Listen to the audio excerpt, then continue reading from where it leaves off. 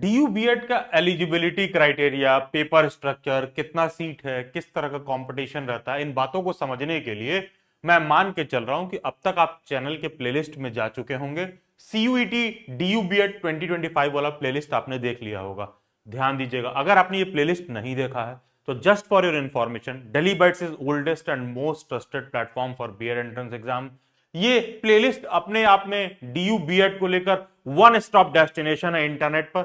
सबसे best content, short crisp preparation classes से लेकर सेल्फ प्रिपरेशन तक का पूरा गाइडेंस आपको मिल जाएगा। इधर उधर कहीं बहुत ज्यादा आपको परेशान होने की आवश्यकता नहीं है। उस प्लेलिस्ट में ये इंट्रोडक्शन वाला वीडियो लेक्चर दे रखा होगा, इसको जरूर से देख लीजिएगा, सो दैट डीयू बीएड क्यों इंपॉर्टेंट है, क्यों इसका ढंग से प्रिपरेशन करना चाहिए, इन बातों का समझ आपको डिवेलप होगा। उसी प्लेलिस्ट में आपको पता चलेगा कि दिल्ली यूनिवर्सिटी अपने आप में एक ऐसा यूनिवर्सिटी है जहां पर एडमिशन से पहले ही आपको चूज करना होता है आपके रिजल्ट के बेसिस पर, डिग्री के बेसिस पर, कि बेसिकली आप कौन सा पेपर दोगे। कहने का सेंस है, अगर आप सोशल साइंस के हो, अगर आप लैंग्वेज के हो, आप साइंस के हो, मैथ के हो, या फिर commerce, Punjabi, Urdu, home science के हो, तो दिल्ली यूनिवर्सिटी में क्या होता है ना, सबके लिए अलग अलग पेपर आता है।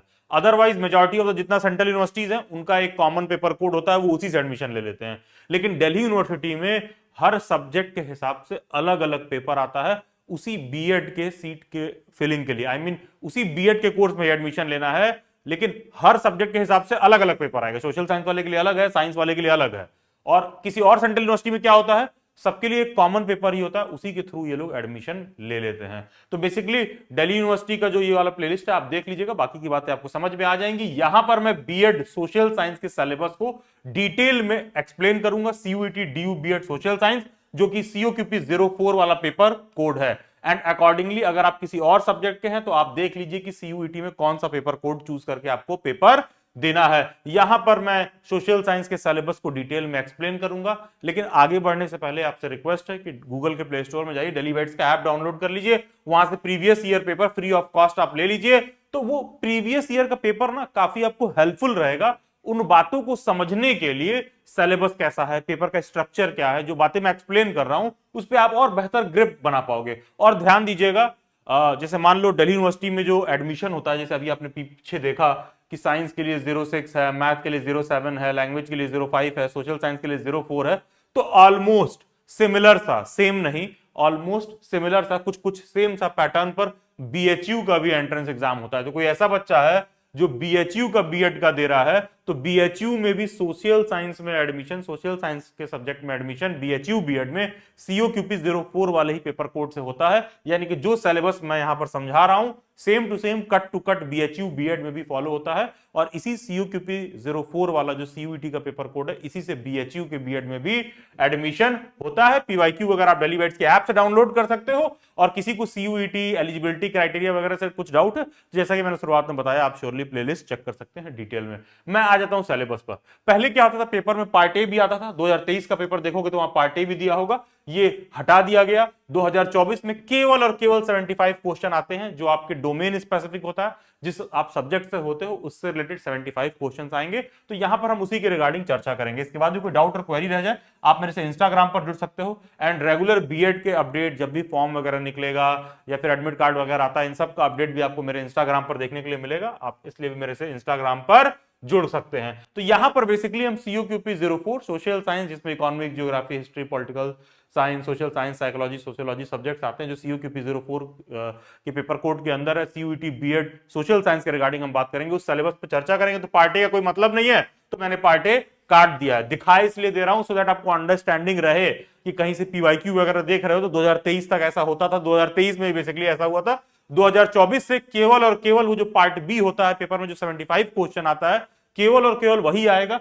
तो बेसिकली ये आपका पेपर स्ट्रक्चर है। इन शॉर्ट जो आपकी स्क्रीन पर मेंशन्ड है कि टोटल 75 क्वेश्चन आएगा, जहां से आपको पॉलिटी थिंकर से देखने के लिए मिलेगा, इकोनॉमिक्स से देखने के लिए मिलेगा, teaching aptitude, history, geography and census से देखने के लिए मिलेगा, जनरल साइंस, कुछ होम साइंस के क्वेश्चन भी हो सकते हैं, कुछ basics of general knowledge, general awareness, and कुछ मिसलिनियस हो सकता है, एक दो रीजनिंग का क्वेश्चन, एक दो एदर्शन रीजन, इस तरह के उड़ते हुए क्वेश्चन भी आ सकते हैं। बेसिकली आपको अपना जो सोशल साइंस का कंटेंट वाला एरिया होता है उसको आपको मजबूत करने की आवश्यकता है। तो हिस्ट्री का जब टॉपिक आता है तो ये समझिएगा कि ना बीएड एंट्रेंस एग्जाम में ना मॉडर्न इंडिया से क्वेश्चन बहुत कम आता है, बहुत कम आता है। सबसे ज्यादा प्रायोरिटी पर ये लोग रखते हैं एंशियंट इंडिया से, और उसके बाद ये लोग रखते हैं मेडिवल इंडिया से। तो बेसिकली आपको पढ़ते समय सबसे ज्यादा फोकस हिस्ट्री में एंशियंट और मेडिवल पर रखना है। तो सीक्वेंस आप अपने माइंड में सेट कर सकते हो, सबसे ज्यादा एंशियंट पढ़ोगे, फिर मेडिवल, और फिर कुछ समय बचे तो श्योरली आप मॉडर्न हिस्ट्री भी पढ़ सकते हो। हाँ, दो ये एक अलग बात है कि दिल्ली बैच की प्रिपरेशन क्लासेस में तीनों को हम लोग बराबर से ही पढ़ाते हैं।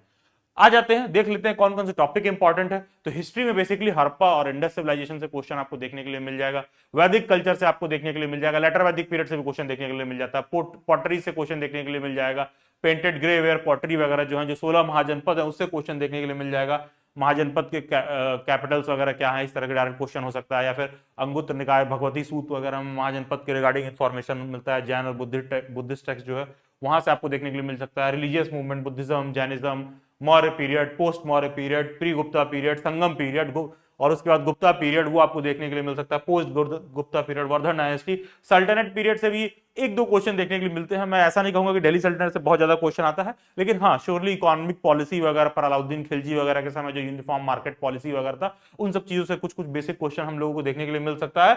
फिर Vijayanagar and other kingdom, Vijayanagar से क्वेश्चन देखने के लिए मिल जाएगा, संगम, सुलुवा, टुलुवा, आरआरविडु, जो अलग अलग संगम एज के डायनेस्टी हैं वो सब क्वेश्चन देखने के लिए मिल जाएगा, रिलीजियस मूवमेंट, भक्ति पीरियड के रिगार्डिंग जिसके रिगार्डिंग बात हो रहा है, मुगल पीरियड से एक दो क्वेश्चन शायद कहीं आ गया, और फिर few topic from modern India, advent of Europeans और ब्रिटिशर्स एक दो क्वेश्चन देखने के लिए मिल जाता है। बहुत ज्यादा मॉडर्न इंडिया में घुसने की जरूरत नहीं है, कम घुसने की जरूरत पड़ती है, लेकिन अब प्रिपेयर कर रहे हो तो प्रायोरिटी माइंड में सेट रखिए, क्योंकि हिस्ट्री का सिलेबस काफी वास्ट हो जाता है। अब हम आ जाते हैं Indian polity and political thinkers पर। देखो यहां पर पूरी प्रायोरिटी आपकी इंडियन पॉलिटी पर भी होनी चाहिए, इंडियन पॉलिटी पर ही होनी चाहिए, लेकिन वो एक अलग बात है कि पॉलिटिकल थिंकर्स पर तुमको अलग अलग जो पॉलिटिकल थिंकर्स हैं उससे कुछ क्वेश्चन आपको पूछ दे तो वो एक अलग बात है, अदरवाइज मेजर क्वेश्चन का इंडियन पॉलिटी से ही रहता है। एक दो क्वेश्चन पॉलिटिकल थिंकर पर हो सकता है, लेकिन मैं आपको ये सजेस्ट करूंगा कि आपका एम्फेसिस उन चीजों पर ज्यादा होना चाहिए जिसको आप ज्यादा आसानी से कर सको, क्योंकि बहुत ज्यादा पॉलिटिकल थिंकर्स को आप मतलब पढ़कर एग्जाम में क्वेश्चन कर लोगे, इस बात की कोई गारंटी नहीं रहती है। तो पॉलिटिकल थिंकर्स में evolution of Indian constitution, making of constituent assembly, ये सब आपको preamble, part, article, schedule, amendment, federal and unitary features क्या होते हैं कॉन्स्टिट्यूशन के, फंडामेंटल राइट्स, फंडामेंटल ड्यूटीज, जैसे फंडामेंटल राइट्स में अलग अलग आर्टिकल्स पढ़ोगे, fundamental duties article 51A, total कितने फंडामेंटल ड्यूटीज हैं, किसको बाद में ऐड किया गया, अमेंडमेंट वगैरह में कौन सा फंडामेंटल ड्यूटी डाला गया था, क्योंकि जो है जैसे जो राइट टू एजुकेशन वाला है 11th फंडामेंटल ड्यूटी जो है, कुछ मतलब इस तरह के क्वेश्चन बैठा सकता है फंडामेंटल ड्यूटी वगैरह से भी। Basic definition of unicameral, bicameral, federalism, justice system etcetera, ये सब आपसे पूछ सकता है। अंडरस्टैंडिंग ऑफ पॉलिटी, डेमोक्रेसी वगैरह वर्ड क्या होता है, स्टेटमेंट बेस्ड क्वेश्चन आ सकता है डेमोक्रेसी वगैरह पर, तो वो सब भी आपको आना चाहिए। ठीक है, पॉलिटिकल थॉट्स, पॉलिटिकल थिंकर जैसा कि मैंने बोला, Immanuel Kant, Karl Marx, Antonio Gramsci, Hegel, Ginsberg, William Blackstone, इन सब टॉपिक से क्वेश्चन देखने के लिए मिल सकता है। Basic understanding of Russian and French revolution, why is Russian revolution the true revolution, major characters के नाम आपको ध्यान देना होगा कि अच्छा जार निकोलस II, रास्पुतिन, और क्या कहते हैं जारीना वगैरह ये सब, या फिर कह लीजिए कि फ्रेंच रिवॉल्यूशन से लिबर्टी, इक्वालिटी, फ्रेटर्निटी का जो मोटो था, कुछ इस तरह का बेसिक बेसिक ऊपर ऊपर का क्वेश्चन पूछेगा रशियन एंड फ्रेंच रिवॉल्यूशन से, अगर आपसे पूछता है पॉलिटी से एसोसिएटेड। तो अब हम आ जाते हैं इकोनॉमिक्स के टॉपिक देख लेते हैं।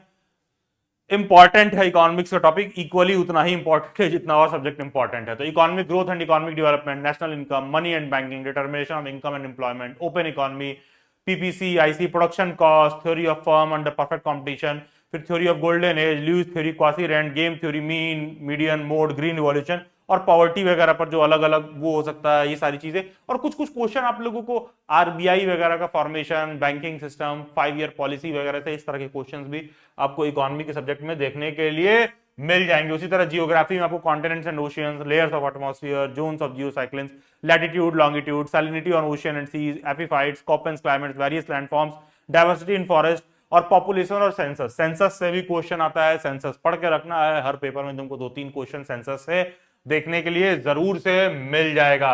एंड यस, टीचिंग एप्टीट्यूड से डायरेक्ट क्वेश्चन नहीं आता है। टीचिंग एप्टीट्यूड क्या है, बेसिकली शिक्षण अभिरुचि है।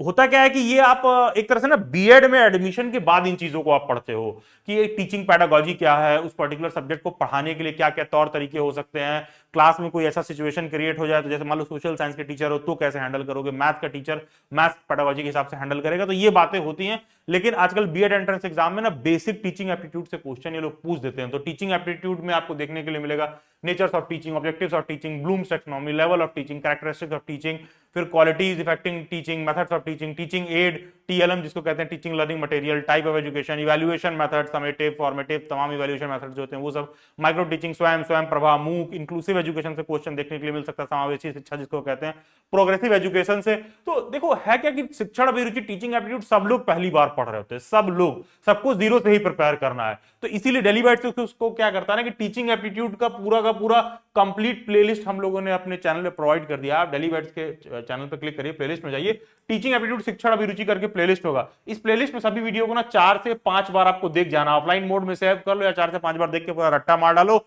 डायरेक्ट क्वेश्चन टीचिंग एप्टीट्यूड का यहां से देखने के लिए मिलेगा। ये एकदम cut to cut BEd entrance exam के हिसाब से प्रिपेयर कराया गया है। मतलब एग्जाम आते आते 4 से 5 बार सभी टीचिंग एप्टीट्यूड के वीडियोस को देख लीजिए, सो दैट टीचिंग एप्टीट्यूड शिक्षण अभिरुचि का बेसिक अंडरस्टैंडिंग आपको डेवलप हो जाए।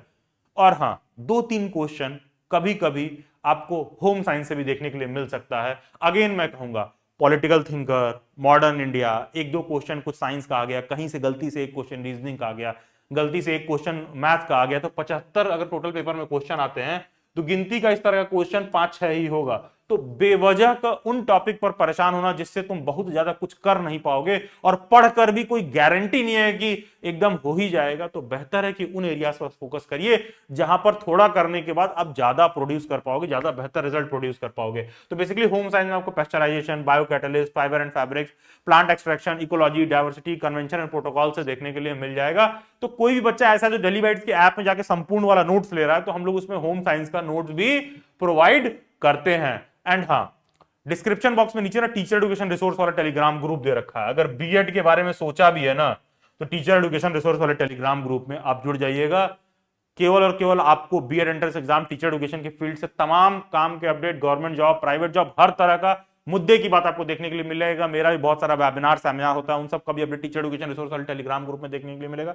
इस वीडियो में नीचे कमेंट में, डिस्क्रिप्शन बॉक्स में एक व्हाट्सएप ग्रुप का भी लिंक दे रखा है, तो बीएड एंट्रेंस एग्जाम 2025 को लेकर उसको जुड़ सकते हो। जो भी मेरे सेमिनार वेबिनार होते हैं वहां पर उसका आपको काफी हेल्प मिल जाएगा। एंड बहुत जल्द मेरा नेक्स्ट सेमिनार भी कंडक्ट होने वाला है, उसका डिटेल भी आपको उसी टेलीग्राम ग्रुप और व्हाट्सएप ग्रुप में देखने के लिए मिलेगा। एंड यस, सीटेट मतलब ओके। तो आ जाते हैं पेपर के मार्किंग स्कीम पर।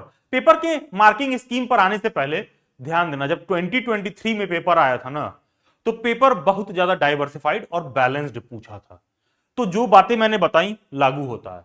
कोई बच्चा अगर ऐसा है जो 2024 का पीवाईक्यू देखेगा ना सोशल साइंस का, तो तुम देखोगे ना 2024 वाले पीवाईक्यू में भर भर के इन्होंने इकोनॉमिक्स का क्वेश्चन पूछ रखा है, एकदम आउट ऑफ द वे जाके इकोनॉमिक्स का क्वेश्चन पूछ रखा है, हिस्ट्री के क्वेश्चन गिनती के पूछ रखे हैं, पॉलिटी के क्वेश्चन गिनती के पूछ रखे हैं। लेकिन ध्यान देना, वो पेपर अपने आप में एक स्टैंडर्ड पेपर नहीं बनाया था एनटीए ने। एनटीए के पेपर में कई बार बहुत इस तरह का दिक्कत होता है, तो वो पेपर अपने आप में बहुत स्टैंडर्ड पेपर नहीं था। तो सिंपल सा बात है कि अगर लैंग्वेज के पेपर में 250 नंबर कट ऑफ गया था, तो इतना खराब पेपर आने के कारण समझ लो कि यहां पर 198 नंबर ही कट ऑफ गया था, या कह लो कि 150 नंबर भी कोई पा गया था तो एडमिशन हो गया था 2024 में। तो कहने का मतलब यह है कि ये फिर कोई स्टैंडर्ड पैरामीटर नहीं हुआ, ये कोई स्टैंडर्ड पैटर्न या पैरामीटर नहीं हुआ कि अच्छा 2024 में इन्होंने भर भर के बहुत इकोनॉमिक्स से पूछ दिया था तो इस साल भी इकोनॉमिक्स से पूछेंगे, ऐसा कुछ नहीं है। 2023 का पेपर देखोगे तो उसमें तुमको 10 से 15 क्वेश्चन हिस्ट्री का देखने के लिए मिल जाएगा, 10 से 15 क्वेश्चन पॉलिटी का देखने के लिए मिल जाएगा।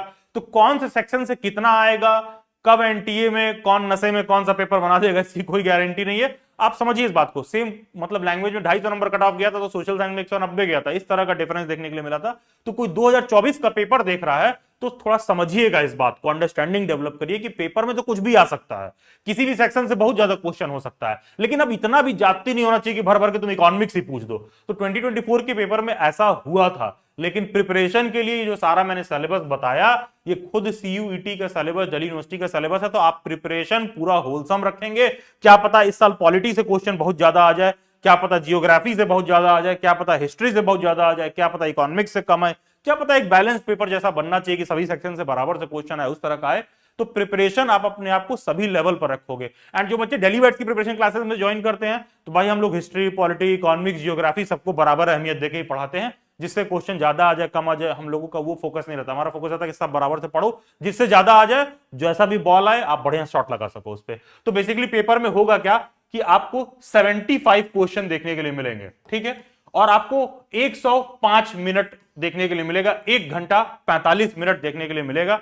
और एक क्वेश्चन अगर आप सही करते हो तो आपको 4 नंबर मिलेंगे, और अगर आप गलत करते हो तो 1/4 नेगेटिव मार्किंग है। बाकी चैनल के प्लेलिस्ट में जाना है, इसी सीयूईटी डीयूबी 2025 वाले प्लेलिस्ट में। इसको मैं नीचे कमेंट में भी पिन कर दे रहा हूं, डिस्क्रिप्शन में भी डाल दे रहा हूं।